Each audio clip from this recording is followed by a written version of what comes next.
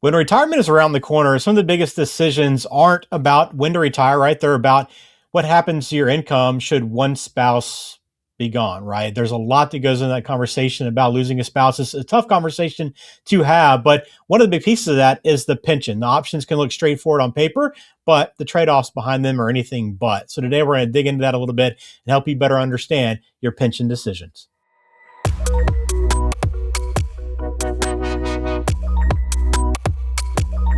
Welcome in. This is All Things Retirement. Ben George with Anthony Aulffo. He's a certified financial planner, also the founder of the Cardinal Wealth Group. And we're talking about pensions today, Anthony. A listener question is actually kind of driving this conversation. So let me throw this out here first, and then we'll dig into the pensions and kind of what goes into figuring this out. So my husband will have a state retirement pension that'll be starting in a few months when he retires. There's an option where he can take a smaller monthly amount in order for the pension to continue for me if he dies first. He thinks that he should take the bigger amount and invest the difference, and then I'll have the investments to use if he dies first instead. So that seems a little risky to me. What do you think? So let's dig into this a little bit here, Anthony. And let's just start with the risk, right? What is the risk? What risk is the pension actually protecting against here? Yeah, pensions are certainly an important role. Obviously, something that's not everybody is fortunate to have, but it really helps to protect against longevity, running out of money. It's another guaranteed income stream, similar to a Social Security. And, choosing the single life option, while it gives you the highest payout, but if that person passes, the surviving spouse does not receive anything. So the alternative to compare it against is really what's called the joint and survivorship option, which is going to protect the surviving spouse and provide them an income for their life as well. The drawback is that you're not getting paid out as high as the single life option. And that's usually kind of the trade-off that people have to kind of mull over as they're going through the pension analysis of what option to choose from. Okay.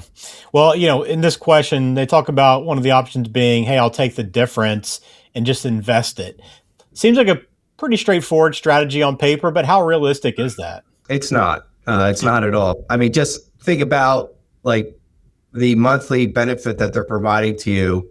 It pretty much doesn't work day one, right? If you were to pass away in a month or a year and you have another 25 years to plan for, you weren't able to save much for taking the difference between the single life option and a joint survivorship option. A more popular method is called a pension match strategy.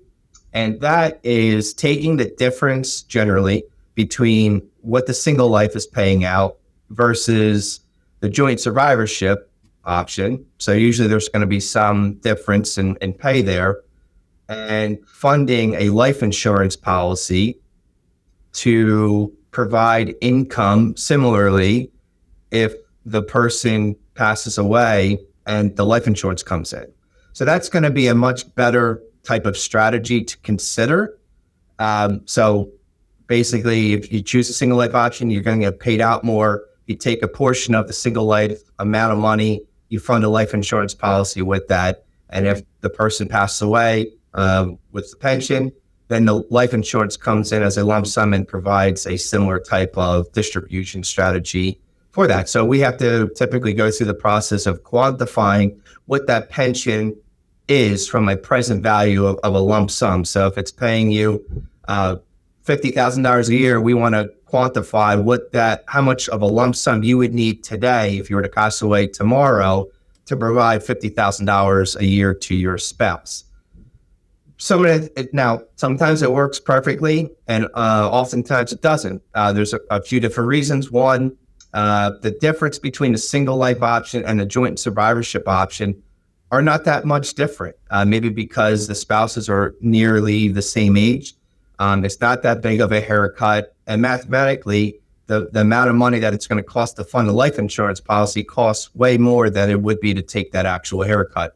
So that's kind of one thing to consider. Another thing is just their health. You might not be able to get life insurance due to their health at that age, because a lot of times you're talking about people getting near retirement, they're a little bit older, so there's already higher costs associated with that. So generally what I would say is that go through the process, look at how much of a haircut you're actually taking with the joint and survivorship option.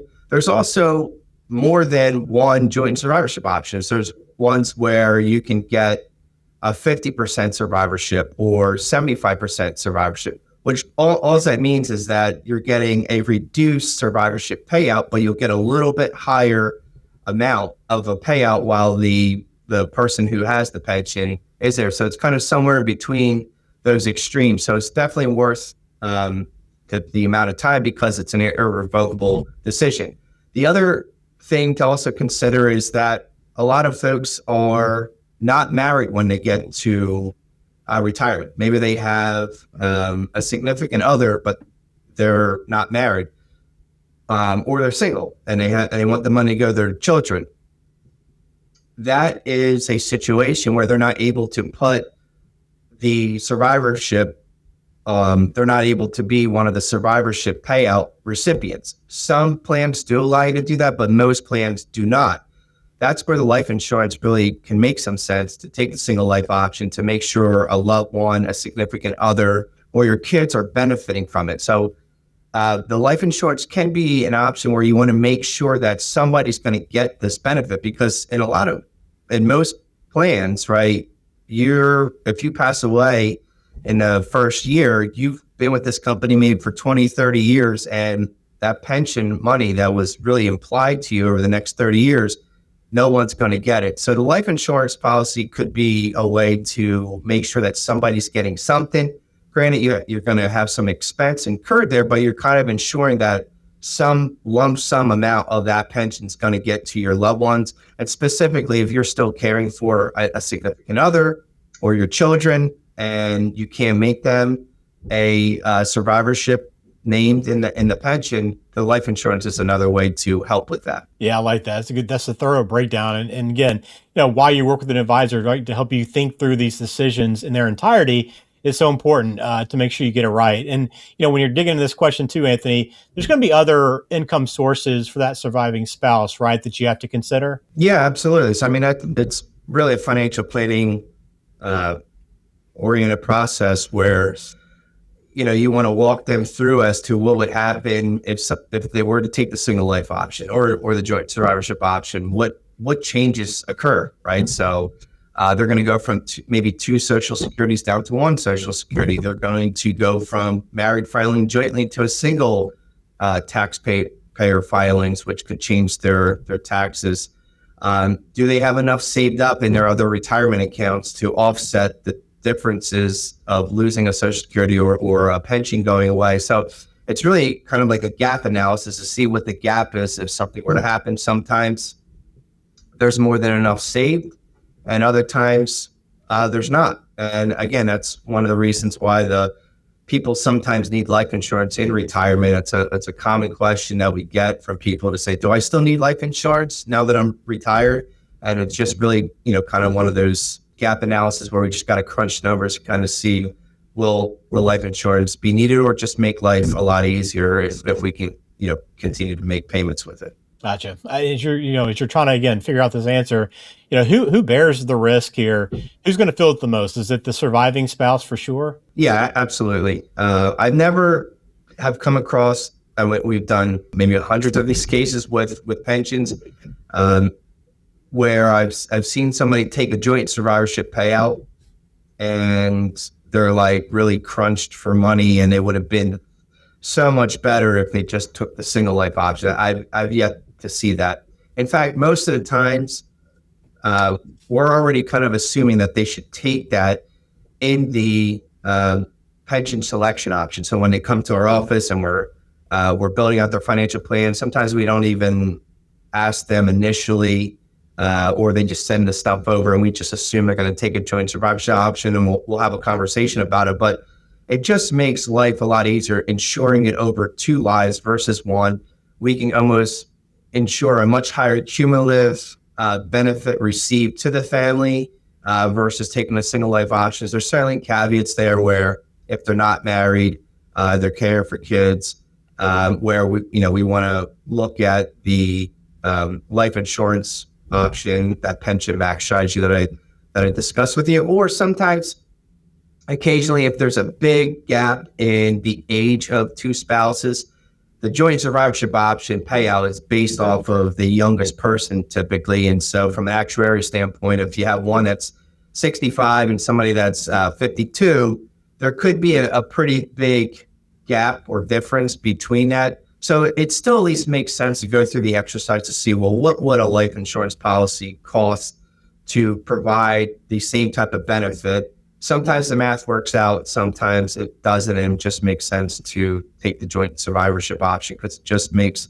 life easier for the loved one who's going to be left standing. So kind of wrapping it up then, I know this sounds like this survivor option is going to make more sense most of the time, right? But, it's still something you need to go through the planning process to truly figure out your answer because it's not going to be the same for every person. More times than not, the joint survivorship option just hands down makes the most sense, makes the planning more secure, eliminates risk, and that's the win. All right. Again, you want to go through that planning process and truly decide that answer for yourself. It's always best to sit down with a qualified financial professional. Anthony is a certified financial planner, the founder of Cardinal Wealth Group, and happy to have this conversation with you. If this is something you're trying to work through or whatever your financial questions might be, you can always reach out via cardinalwg.com and begin that Cardinal success journey, right? It starts with a free assessment right there on the website. So again, thanks for talking us through this, Anthony. That's a great question. I know one that you work through with a lot of different clients. So I'm glad we worked through it here today. And I think we got a lot more information because of it. So appreciate it. Yep, happy to help. Thanks, Ben. Information provided is for informational purposes only and does not constitute tax, investment, or legal advice. Please consult a qualified professional before taking any action.